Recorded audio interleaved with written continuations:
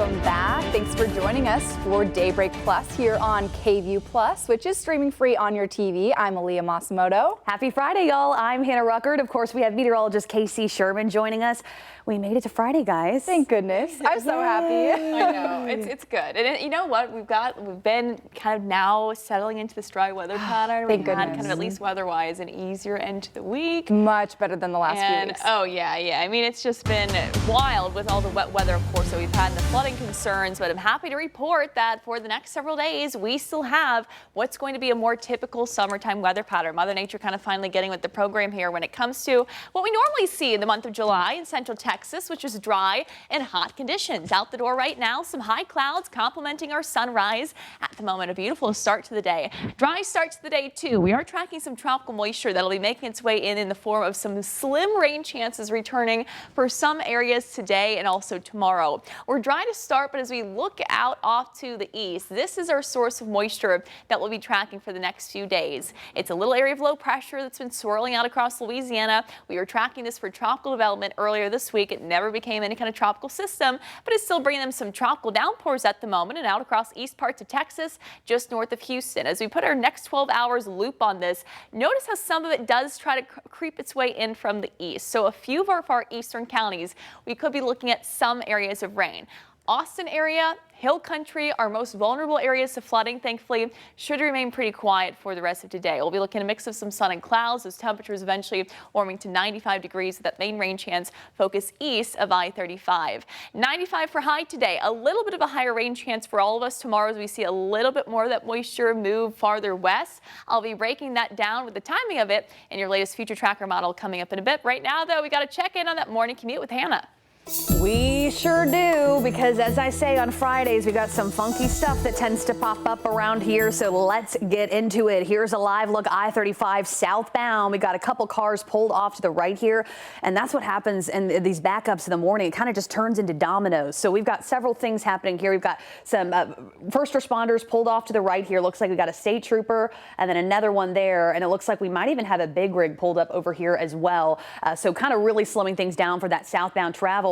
And as you can see, that's not the only thing going on. It is really ramping up out there. But here's a look at the map so you can get an idea there. So a little bit of that stop and go starting at 290 southbound heading in towards downtown Austin today. We do still have an incident on Bastrop Highway on the service road for westbound travel at the 130 toll road right outside of that Tesla Gigafactory. Good morning to you. And let's see. Once again, we have a vehicle fire on Tech Ridge. That's at North Austin, just north at Walnut Forest there. And we're down to one crash, which is a whole lot better than the two we had earlier on Palmer at Yeager. Thank you so much, Hannah. Well, today marks 2 weeks since deadly flooding started in the Hill Country and here in central Texas. Well, in Kerr County, at least 116 people have died. Here in Travis County, leaders confirm a 10th body has been recovered.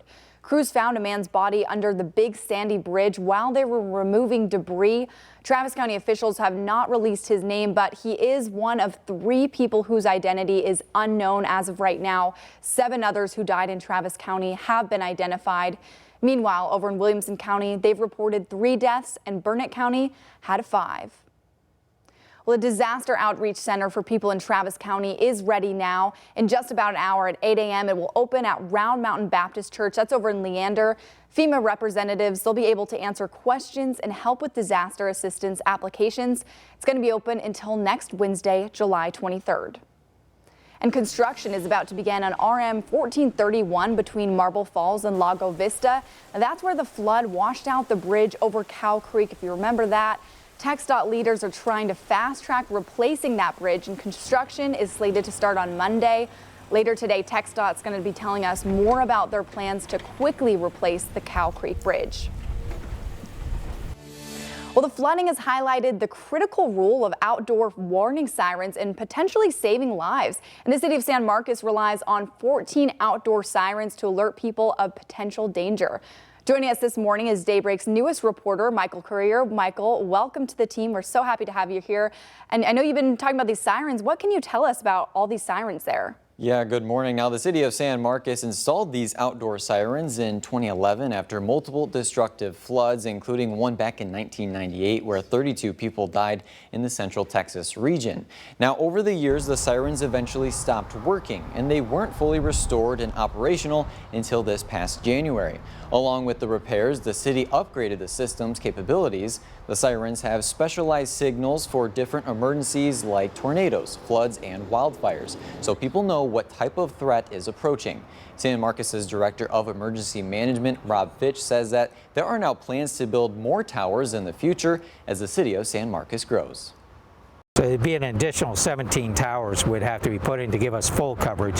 So we're in talks with the financing and looking at plans. So we are working that forward, and we'll see if that goes forward or not. Now, when life-threatening weather is approaching, minutes or even seconds can make a difference. Meaning when the outdoor sirens are activated, it serves as a reminder for those in or along the river to seek shelter immediately. In the studio, Michael Krieger, KVUE News. Thanks so much, Michael. That's really important news right there.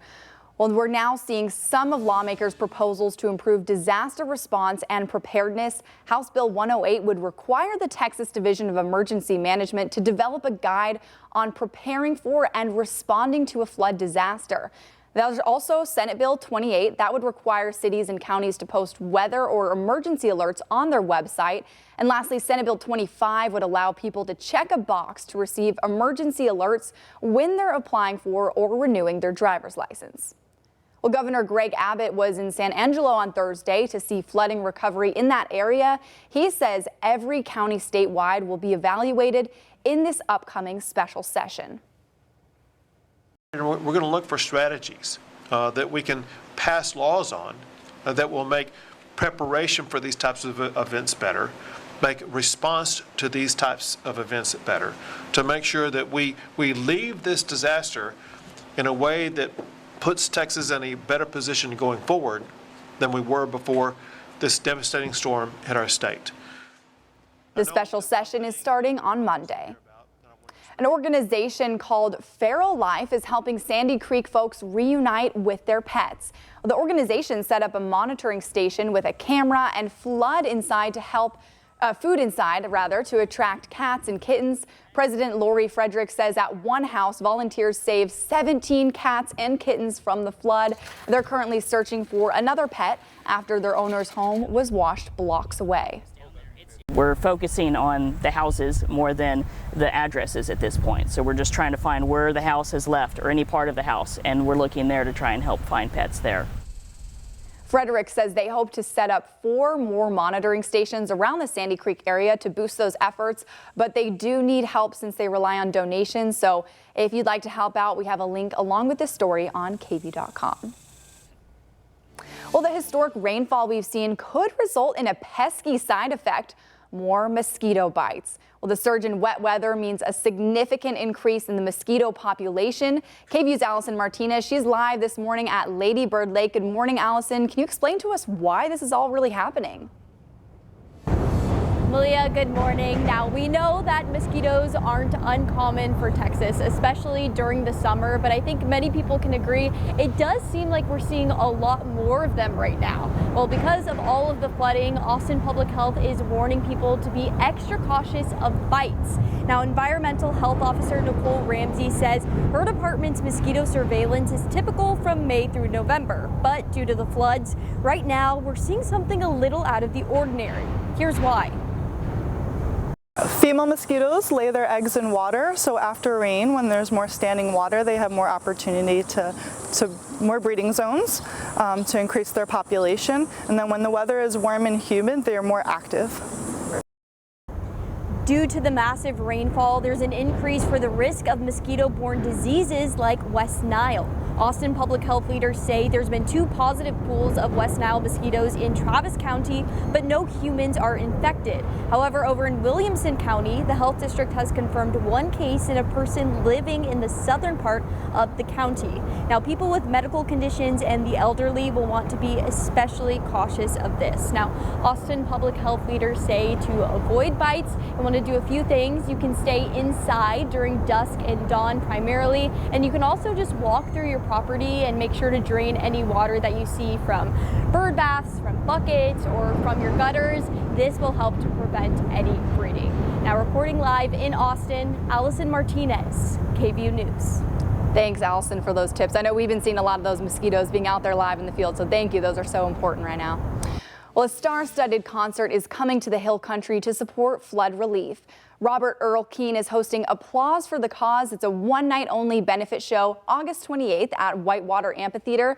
And the lineup's going to include some big names like Tyler Childers, Miranda Lambert, Cody Jinks, and more. Tickets are going on sale today at noon, and 100% of those proceeds go to the Community Foundation of the Texas Hill Country.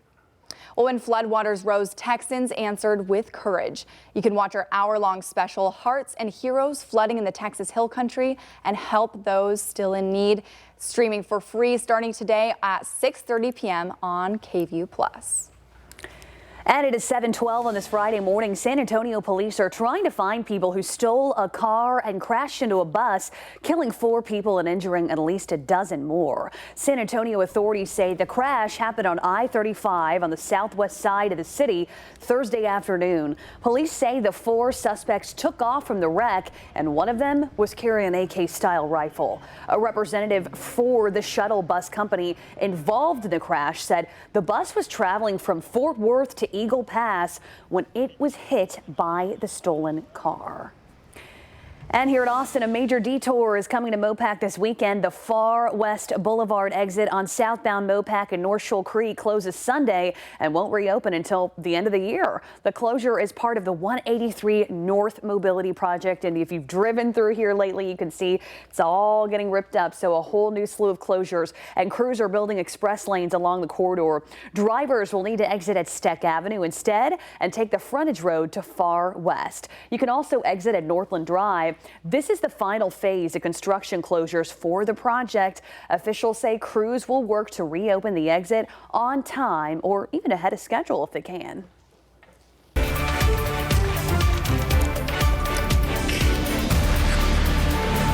And overnight, the U.S. House approved President Donald Trump's $9 billion recessions package, greenlighting the Senate's changes to the measure. ABC's Nicole D'Antonio is in Washington with details. The resolution is adopted. Overnight, a major win for President Trump, the House voting 216 to 213 to pass President Trump's proposal to claw back already approved congressional funding. The measure would claw back $9 billion from the federal budget, including cuts to foreign aid like USAID and public broadcasting. House Speaker Mike Johnson saying he's delighted to send the package to President Trump's desk for a signature. We're going to downsize the scope of government. Government is too large, it does too many things, and it does almost nothing well. It comes less than 24 hours after the Senate voted to tweak the administration's original proposal. Senators Susan Collins and Lisa Murkowski voting with Democrats against the bill.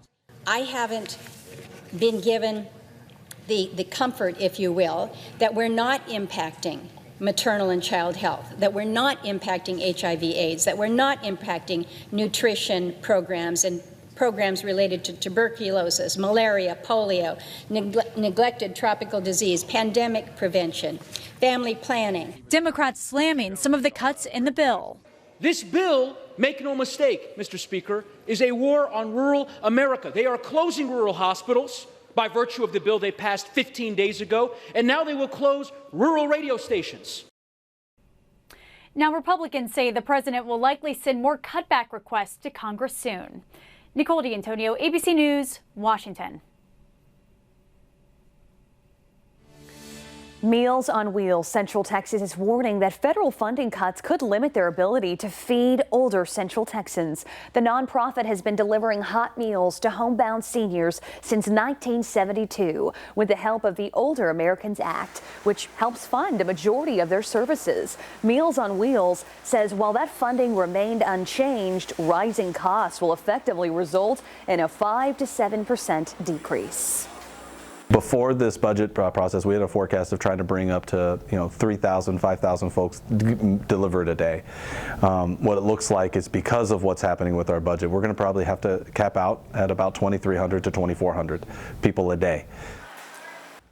It is such an important nonprofit. Meals on Wheels says the community can help where the government can't. They encourage people to donate or volunteer. We have so many seniors that rely on that and really rely on those visitors and that sense of connection as well.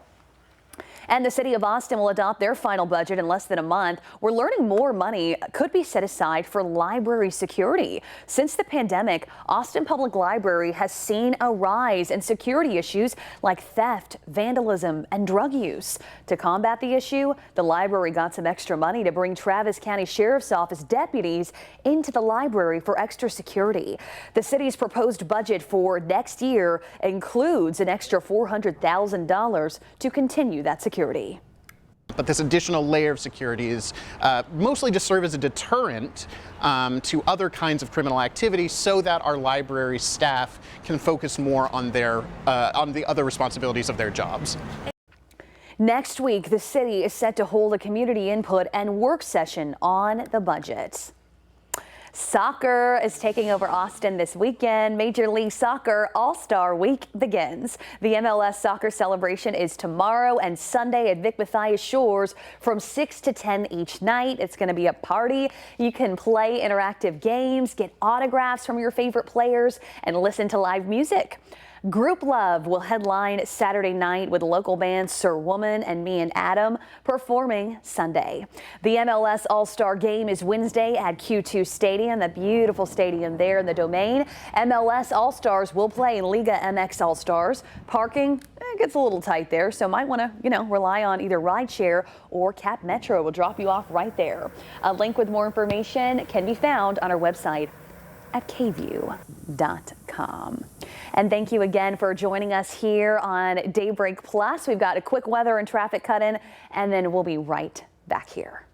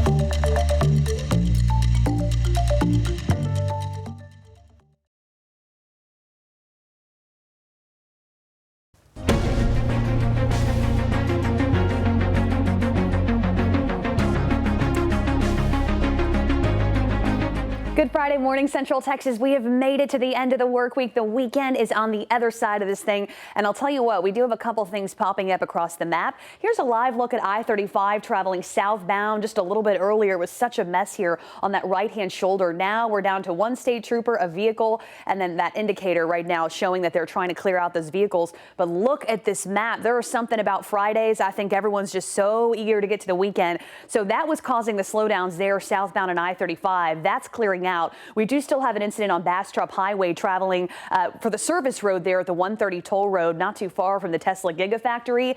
Good morning to my friends out in Mustang Ridge and Mendoza. We've got an incident on El Camino Real where it meets with 183, so seeing some issues there. Good morning, Leander. We also have an incident 183 southbound at Scottsdale Drive, causing some slowdowns for us there. And as you can see, I mean, a lot of things popping up, and we still have 40 flood-related closures across the region.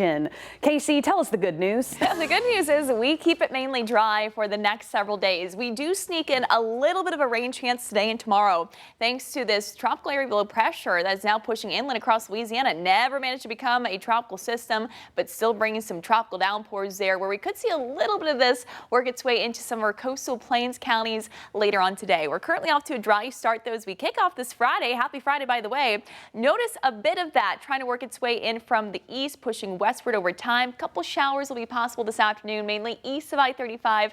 The metro area likely staying dry today, with a few more showers possible tomorrow. More of us could see a couple of those across the area for your Saturday. Nothing expected to be heavy. We don't have any flood concerns. And then we're completely dry again for Sunday and for next work week.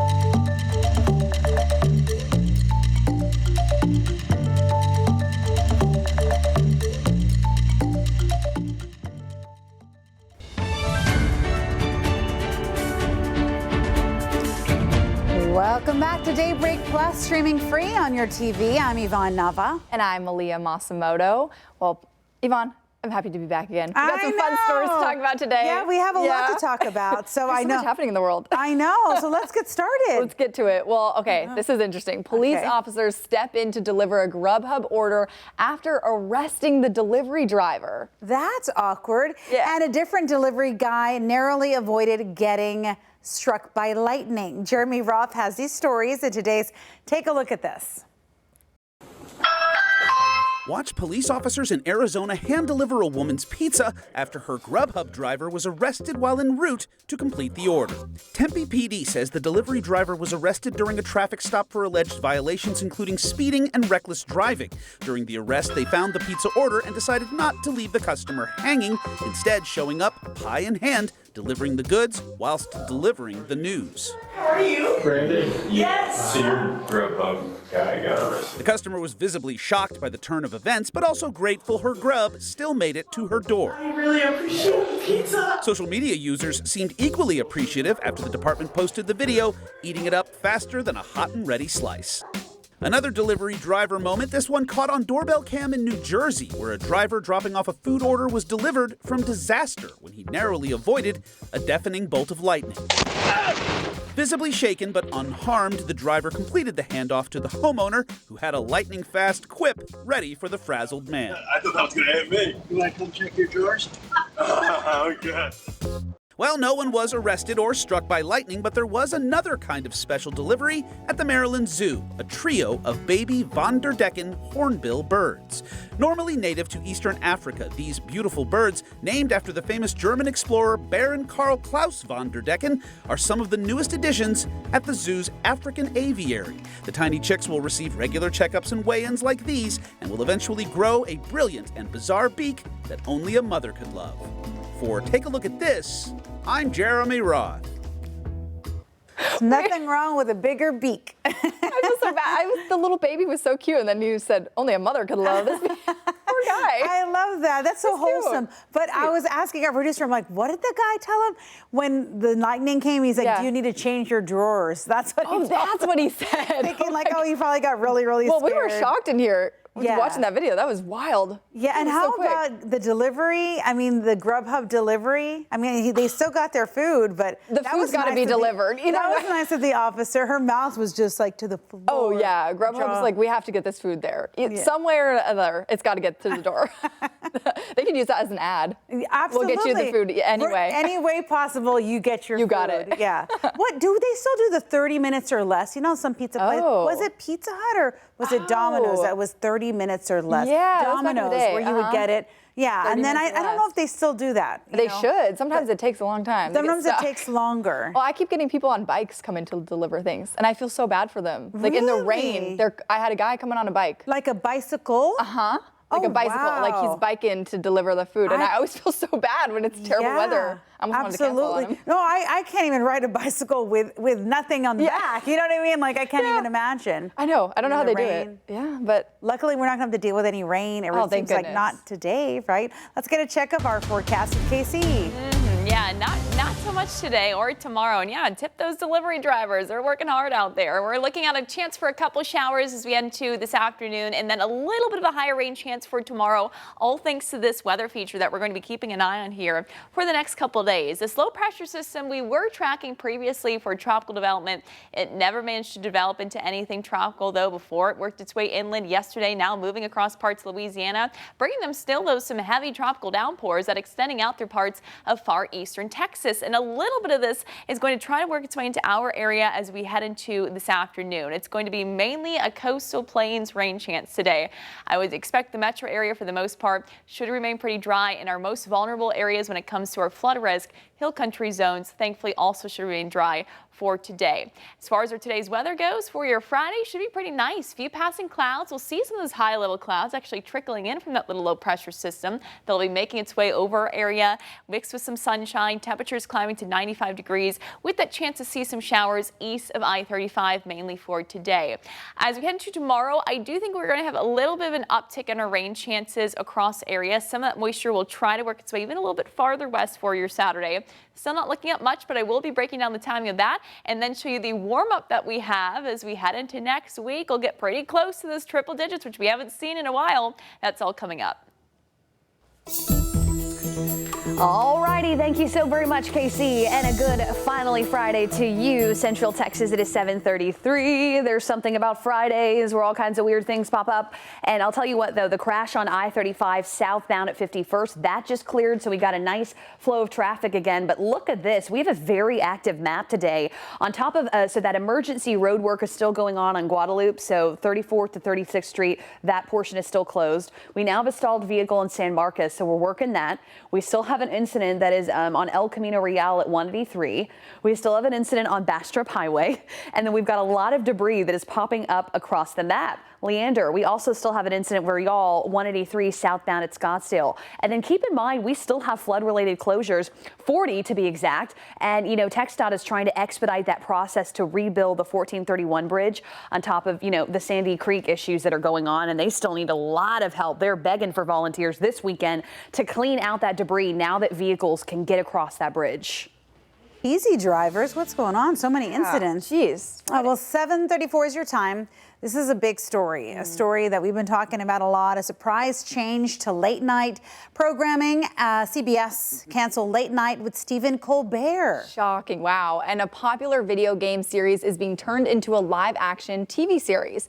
ABC's Jacqueline Lee has the details in today's Showbiz Wrap. Next year will be our last season. It's the end of an era for The Late Show. Stephen Colbert announcing CBS is pulling the plug on his show in May. Colbert won't be replaced. The network says it's retiring the Late Show franchise. Colbert took over for David Letterman in 2015. In a statement, CBS calls this a purely financial decision against a challenging backdrop in late night and not related to the show's performance. Assassin's Creed, one of the most popular video game franchises in the world, is getting its own live-action series on Netflix. The adaptation has been in development for 5 years. The new series is said to follow a shadowy group of assassins across pivotal historical events as they battle to shape humanity's destiny. FX and Hulu dropped a new trailer for Alien Earth. The show is set in the year 2120, just 2 years before the events of the original 1979 movie Alien. The show follows a group of scientists rushing to contain the alien threat here at home. The first 2 episodes will be available on Hulu on August 12th.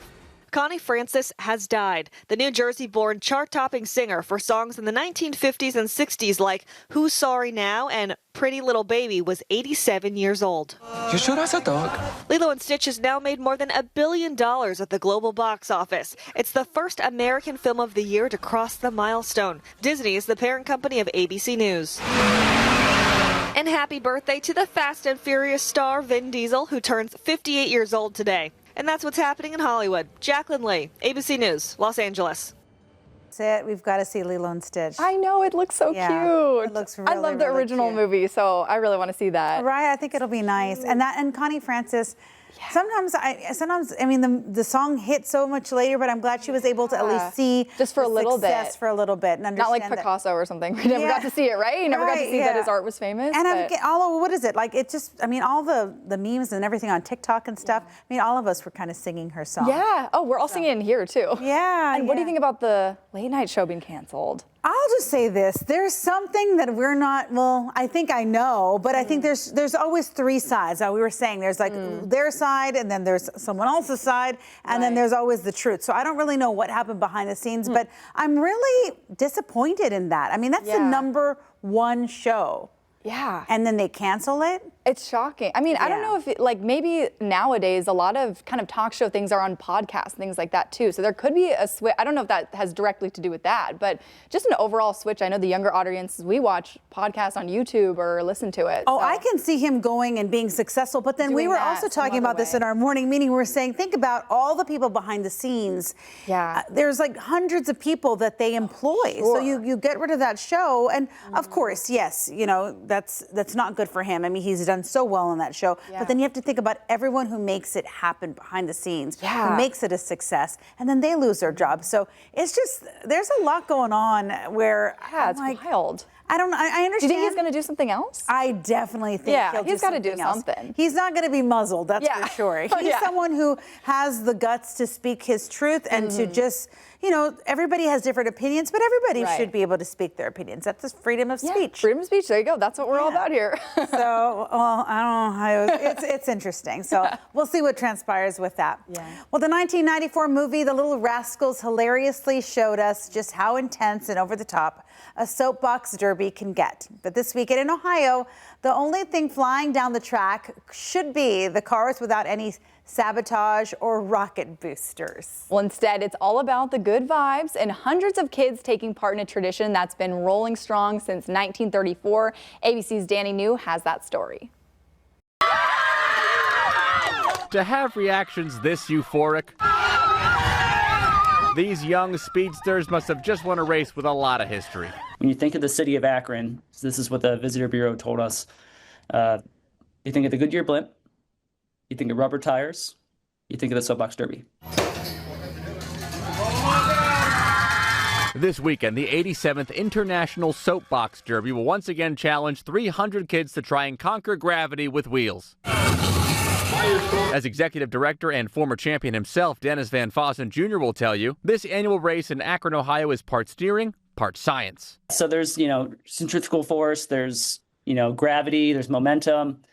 The building of the car itself is very STEM-based. Back in 1934, 11-year-old Bob Turner here won the first soapbox derby, and soon it became so popular, actor Jimmy Stewart was visiting regularly in the 1940s and 50s. Here they come, racing in for the finish. But hey, it wasn't until 2007 that Dennis and his sister Ashley made history as the first pair of siblings to win the Rally Stock World Championship. On the weekends, we were racing soapbox derby. We were traveling anywhere within 8 hours to go to a racetrack and compete. Nowadays, 3,000 to 5,000 racers from as far as Japan try and qualify throughout the year, with 3 different divisions for ages 7 to 21 years old. Delaney Nichols! But what's the secret to winning that really big trophy? Here's what 2024 Rally Stock World Champion Delaney Nichols says. Someone once told me if I had fun, the wins would come. I guess they did. So the big race is Saturday, and I want to quickly shout out my guy Bob, who walked into our Zoom call. Bob has been volunteering with the Derby since 1967, even serving as the best man in a wedding for a former champ that he helped there. When I asked Bob why he's never left, he said one word: the people. In New York, for ABC News, I'm Danny New. Interesting. Yeah, we were talking about, do we know what a soapbox, I guess the soapbox derby and everything. Now that I've seen it, I know what it is. You know but when you said soapbox derby, I had to think about it for a second. But those little cars are so weird looking. Yeah, and our producer was in our ear talking to us. The Little Rascals. Just about the movie and everything. Because I didn't watch it, but I love the Little Rascals. Okay. Yeah. Darla and then Alfalfa, all of the greats. Okay, let's go to the next story.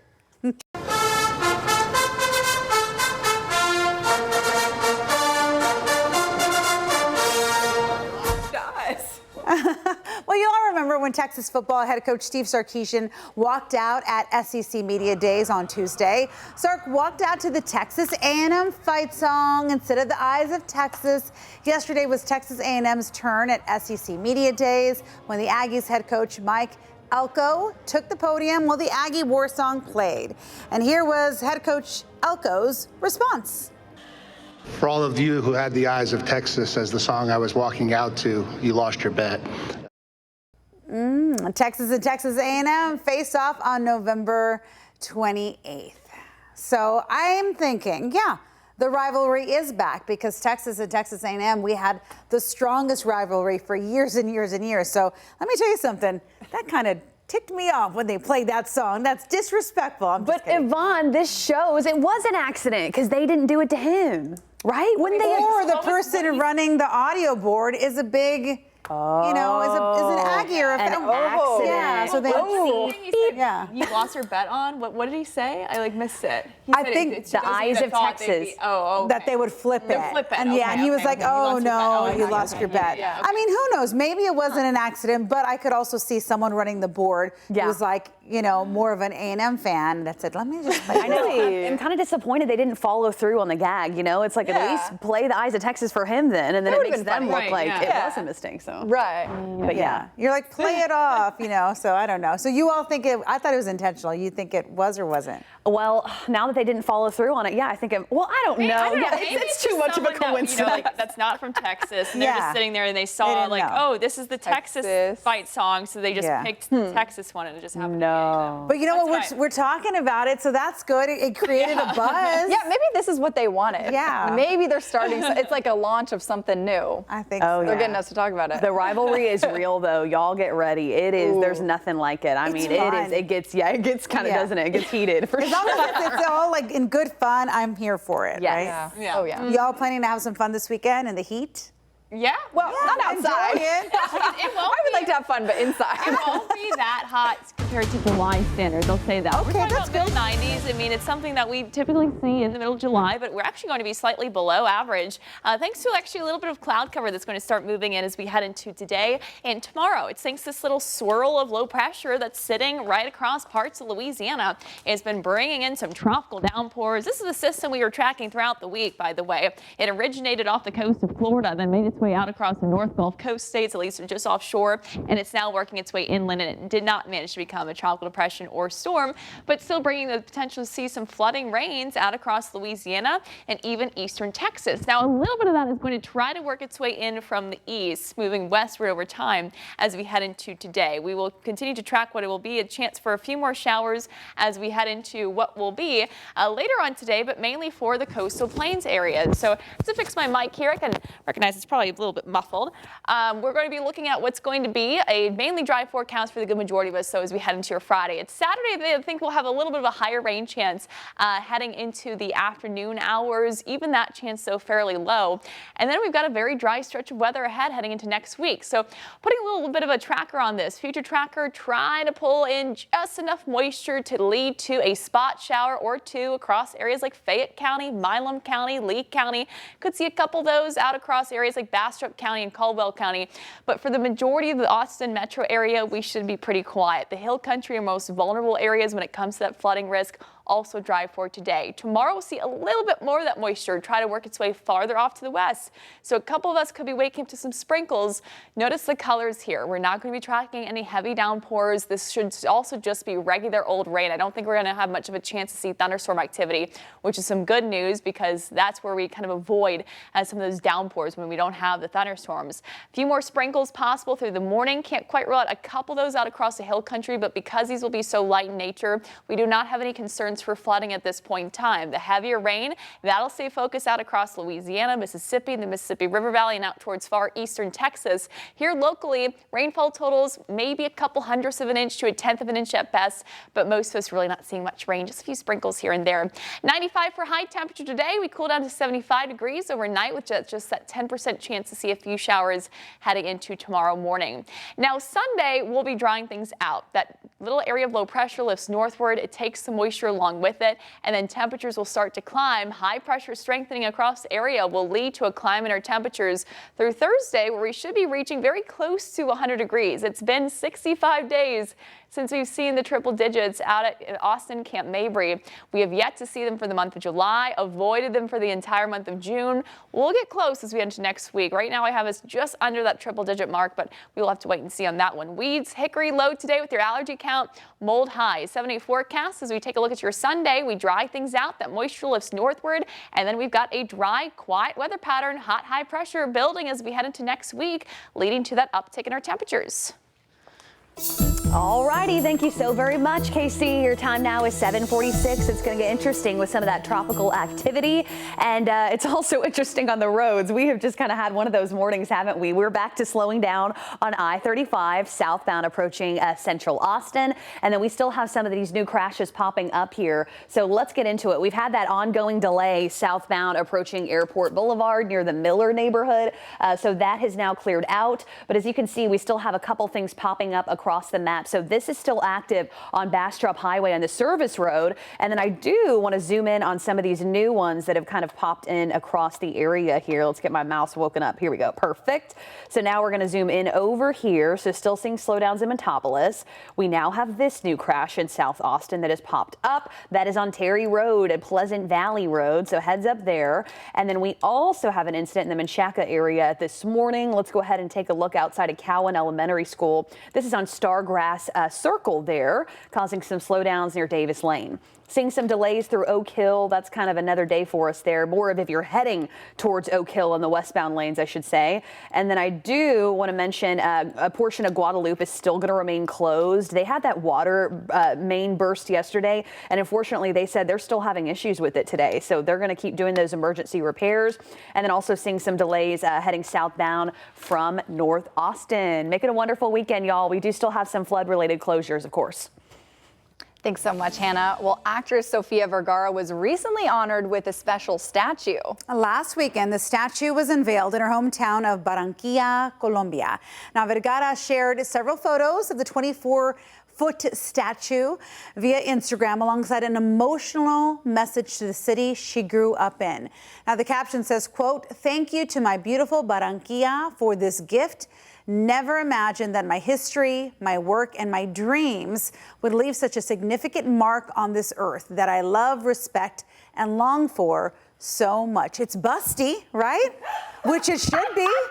She has a beautiful figure, so I mean, it should be busty. I think it looks like her, but I never feel like they get the face right. I feel like, I mean, the body, they have it down to a T. That was fine, but the face looked a little. Can we look at the face? Yeah, I need to zoom on the face. How do we do that? Roll the tape back. I don't know if we can show the face. And did it really show like a lot of Okay, hold on. There we go. No, that makes sense. That's definitely her. The body is T. Like, she doesn't have any eyeballs. Okay, the face it kind of does. It looks like she's wearing a face mask. Yeah, I don't. Well, it's hard with the statues, though. Is her hair like blonde in the statue? Well, no, the statue's gold. It's supposed to be like gold with just like the blue dress. Okay. I mean, I guess it's neat, but it looks like her. There you go. Okay. That looks good. I think it was just that front view. Not every angle is the perfect angle. So she is just such a beautiful woman, though. I could just look at her for ages. She's like this fountain of youth, man. She's gorgeous. Whatever she's doing, I'll do it too. I'll do anything. Yeah, you're doing it too. Yeah, sweet. She's gorgeous. But yeah, I think also I wanted to see like her eyes, you know. But that's the part of the statue. They're not really showing the eyes. They're just showing more like a silhouette. Yeah, gold. And to be fair to the artists that do these statues, can you imagine the pressure of that? And also, how do they get those little details? It's like so hard. Yeah. Oh, this one. Close enough. This one's way better than Cristiano Ronaldo. That guy is gorgeous. He looks so busted with that bust. It was awful. And they even gave him like, I think like buck teeth or something. I was like, what are you doing? I would be so disappointed because you want to be so excited. Like, it was so sweet y'all made a statue. Lucille Ball had one. She looked rough. Dang, and she was beautiful too. She's beautiful, but it's hard. I mean, it's hard to get it right. It's hard. I mean, over here judging these artists, and they're probably hard at work carving these And they're like, the cheekbones aren't proper. Not right. Well, we could never. Okay, speaking about looking good, Chipotle is bringing back its Lipotle lip stain, y'all. It sold out not long after last summer's release. It's an avocado-inspired stain that dries into a metallic green foil tint. Now, after letting it dry and spraying it with an activator, you peel the top layer off to reveal a nude rose shade underneath. And this is actually the second year Chipotle has collaborated with the cosmetics brand Wonder Skin to release the product. Y'all, I actually saw a video on TikTok of a girl using it yesterday, and it looked great, I have to say. I was surprised. Jenny Lee gifted me a lip stain, and I used it, and it's kind of neat. Like, is it green? No, it's not green. It's a like pretty dark color. black? It's just like a darker, like a rose kind of a color. Okay. But the lip stain, it looks weird when you have it on. Yes. But then when you take it off, it stains your lips, and it's nice. I FaceTimed my mom, and I put it on, and she goes, "You're not wearing that color. How are you?" She was so shocked, but it was, you put it on super dark, and then it comes off like a rosy, natural color. But she couldn't believe it. She thought I'd change my whole look around or something. One thing about TV moms, they'll give it, the moms, the people on TV, they'll give it to you straight, won't you, Mom? They'll she'll be like, you got something in your hair? I'm like, give it to me straight. We want the honest critique. But green, I don't know if I would, maybe if I'm going like a rave, I don't think I'd ever wear green lipstick. I don't know. Go to a rave. There's most raves to be had in Austin. There's a lot of people that rave. I've seen on social media. Yeah, there's like a little underground spot. Everyone goes to the concourse and the underdown. People go to like Lady Bird Lake and do it at night. I'm not kidding. What? Yeah. Well, maybe you could have your what is it? Lipotle?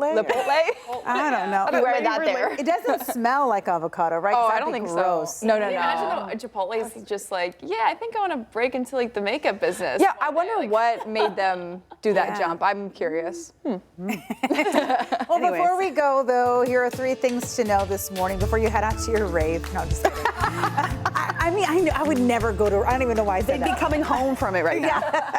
7:53 is your time. So let's talk about this. Construction, it's about to begin on RM 1431 between Marble Falls and Lago Vista. The flood washed out the bridge over Cow Creek. TxDOT leaders are trying to fast track replacing that bridge. Construction is slated to start Monday, so very soon. Later today, TxDOT will tell us more about the plans to quickly replace the Cow Creek Bridge. Well, the Disaster Outreach Center for people in Travis County is now ready. It's just about in an hour. It'll be ready now at 8 a.m. It's going to open at Round Mountain Baptist Church over in Leander. And FEMA representatives are going to be able to answer questions and help with disaster assistance applications. It's going to be open until next Wednesday, July 23rd. And a heads up, a major detour is coming to Mopac starting this weekend. This is for my friends in North Shoal Creek. That far west Boulevard exit southbound at Mopac closes Sunday. Here's the thing. It's not going to reopen until the end of the year. The closure, all of this is part of the 183 North Mobility Project. Crews are building express lanes along that corridor. Drivers, you'll need to exit at Steck Avenue instead, and you can take that frontage road to Far West. You can also exit at Northland Drive. This is the final phase, though, of the construction closures for the project, so that's exciting. Officials say crews will work to reopen the exit on time or even ahead of schedule if we're lucky, Casey. Oh, yeah. I mean, hopefully the drier weather helps that out, too, as far as the construction process goes, which we have a whole lot of as we head into next week. Today, 10% chance for shower, mainly east of I-35, so coastal plains. You could see a couple of those across the region. Tomorrow, 20% chance just for some isolated rain. The rain that we see, it won't be heavy, little light sprinkles at best, and most of us should be rain-free through the weekend. Sunday, all of us dry. And then next week, we're dry and hotter with temperatures closing in on the 100-degree mark by Thursday.